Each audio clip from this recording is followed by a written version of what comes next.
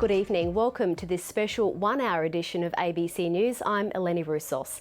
It's been an extraordinary 24 hours in Northern Territory politics. Here's how it unfolded. Adam Giles was dumped in a party room coup. Willem Westra Van Holthe was voted in as Chief Minister and John Elferink his deputy. The Chief Minister's swearing-in ceremony was postponed, with Adam Giles refusing to resign. Our reporter Jane Bardon has been looking at what triggered this Northern Territory political crisis, and she joins us live now from Parliament House. Jane, tell us how this has happened. What were the events last night in the CLP that led to this extraordinary state of affairs? Eleni, it was a very long night of interesting developments that stretched right into the wee hours. It culminated with a press conference at 1 a.m. right in the middle of a downpour. This is how the member for Catherine Willem Westra Van Holthe launched his bid for power. On the night of the long knives, the leadership storm that had brewed in the country Liberals ranks for more than a year exploded. After just 2.5 years in power, 9 of the 14-member Country Liberals parliamentary wing rejected their leader in favour of a third Northern Territory Chief Minister.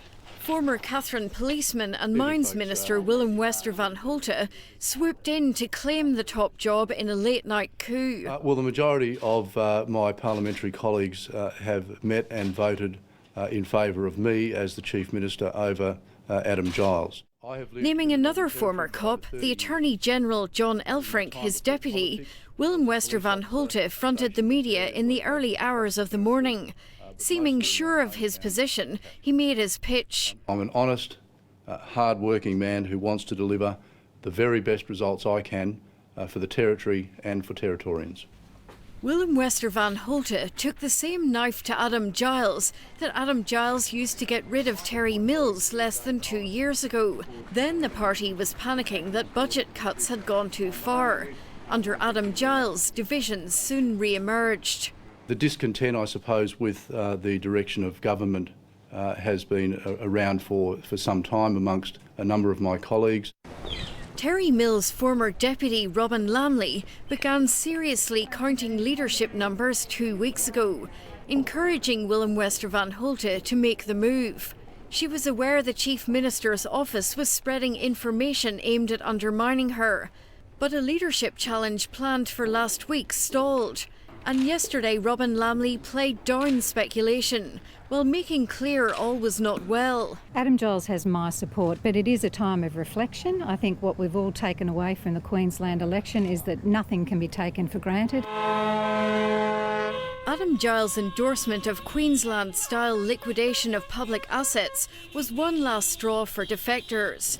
We won't get Robin down here. A reshuffle alienated ministers who were turfed out of beloved portfolios, while the leader refused to relinquish the Treasurer's portfolio. You cannot be a leader if you use fear and scare tactics. You must bring people along. The final straw for the coup leaders was Adam Giles' handling of the scandal surrounding the resignation of the Police Commissioner John McRoberts last month. Before it broke, Adam Giles handed Peter Chandler the police portfolio. He publicly backed his leader until last night. I spoke to the Chief Minister directly about that. I sent him through the information, and I thoroughly believe that was the first time that he'd seen all of that information that had been presented to me. The coup leaders determined only Kezia Purick, Dave Tollner, Peter Stiles and Bess Price would maintain support for Adam Giles. Willem Westra Van Holthe promised a new approach. I will be running in a fashion that is far more consultative with the people of the Northern Territory. I'll have faith in the ministers with whom I am working, and together we will work better for Territorians. At that stage, unaware of events to come. Jane Bardon, after a night like that in politics, Territorians could be forgiven for thinking the turmoil would have wrapped up by now and there'd be some kind of certainty in place. What's happened today? One might think that, Eleni, but the instability in leadership has dragged on in an unprecedented way, and it became clear there'd be no quick resolution. Elizabeth explains. You could be forgiven for thinking the Territory is now under martial law. After a 4-hour meeting, the CLP party wing has just emerged and has been holding a press conference on the outcome. It's understood Adam Giles has emerged as leader and his challenger, Willem Westra Van Holthe, the deputy. Jane Bardon joins us now. Jane, can you explain what's happened? Well, both Adam Giles and Willem Westra Van Holthe were very tight-lipped about exactly what's led to this accord between them, but they said that they basically have had long discussions both between the two of them and also in the parliamentary wing, and they're basically saying that they're apologising to Territorians for instability, and basically Adam Giles has made some agreements with the parliamentary wing, including to be more inclusive of his parliamentary colleagues. But really they wouldn't give away a lot on why Willem Westra Van Holthe had backed down when he clearly had a majority of the parliamentary wing supporting him. Although really it appears clear that that's because while he had the majority in the wing, he didn't have the majority to govern. Now, asked if basically every member of the wing has agreed to now be, support this unity team, both said basically that everybody is now happy, and this is some of what they said at the press conference. I had a lengthy wing meeting this afternoon. I think it started about 3:30 or something, and we've just broken a few minutes ago. At the wing meeting we had an opportunity of raising a range of differences and thoughts and opinions about a range of different things, as any good political party or family or organisation does. We do it on quite a regular basis. There's no doubt that there was a bit of leadership talk over the last night and today. A bit of conversations have been around. The team has agreed moving forward to resolve those differences, a large part done today, resolve those differences, and I'll be staying on as Chief Minister, and Willem Westra Van Holthe will be the Deputy Chief Minister, effective as soon as we're sworn in by the Administrator. I anticipate that there'll probably be a couple of portfolio changes. We'll see how widespread they are. I think they'll be very minimal, but a few little portfolio changes. We do apologise to Territorians that we've been through this process. We know it's been quite painful for a lot of people. Seeing a bit of instability has been quite challenging. To those Territorians who are concerned about the instability, we do apologise. For those businesses who had concern about business stability, of which I fielded quite a number of phone calls today, we can say to those businesses that yes, there was a bit of machinations in the last 24 hours, but we have quite quickly got on and resolved those matters and are moving forward quite confidently. I will say that there are always lessons out of this. We've always got to try and keep things indoors. A robust debate, a robust family indoors for those communications is very important, and that's what we want to see happen. There's another lesson for Labor. If you want to talk about leadership, you get over and done with, and you get on and do the job. And I call on Delia Laurie to let people know what she's going to do with her leadership. She's coming, she's going, she's staying, or whatever, because good government can only operate with good opposition. And we don't have good opposition in the Northern Territory. So if Michael Gunner is going to get up over Delia, get it done so we can get on with debating policy the way that we should in the Northern Territory. Willem, do you want to say something? Sure.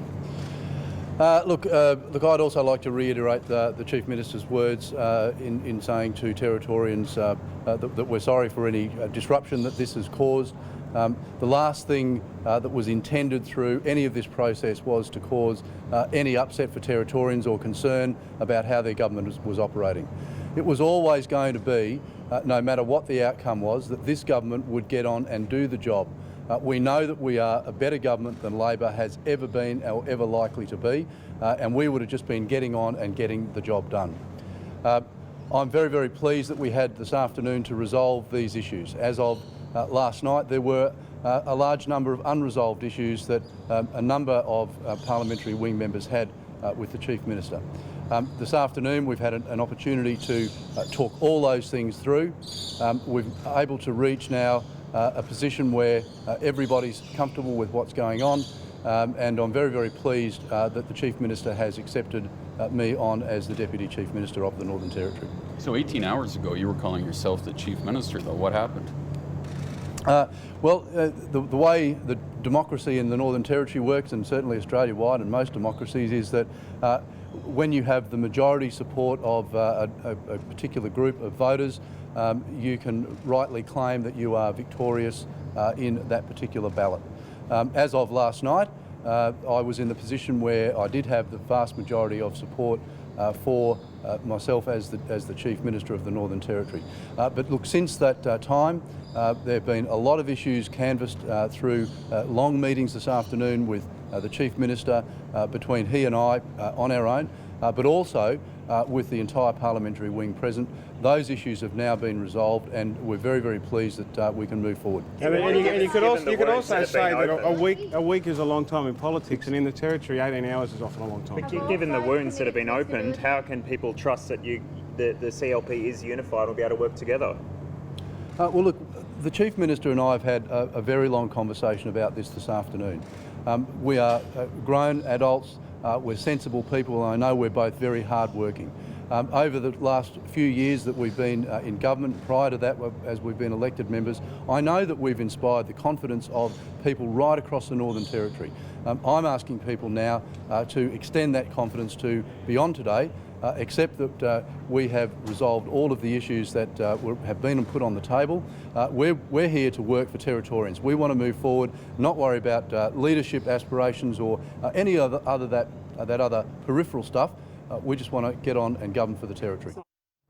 Jane, what do you make of that? Well, we've heard this line before after numerous attempted unsuccessful leadership challenges within the Country Liberals' first term. So basically it's going to be very hard for the leadership team to achieve what they claim, particularly because there are deep personality clashes within the wing. And it's also going to be a very uphill battle for the Country Liberals to restore confidence in the community, particularly the business community, that they are actually ready to govern in a stable way. Eleni. Thanks, Jane. As you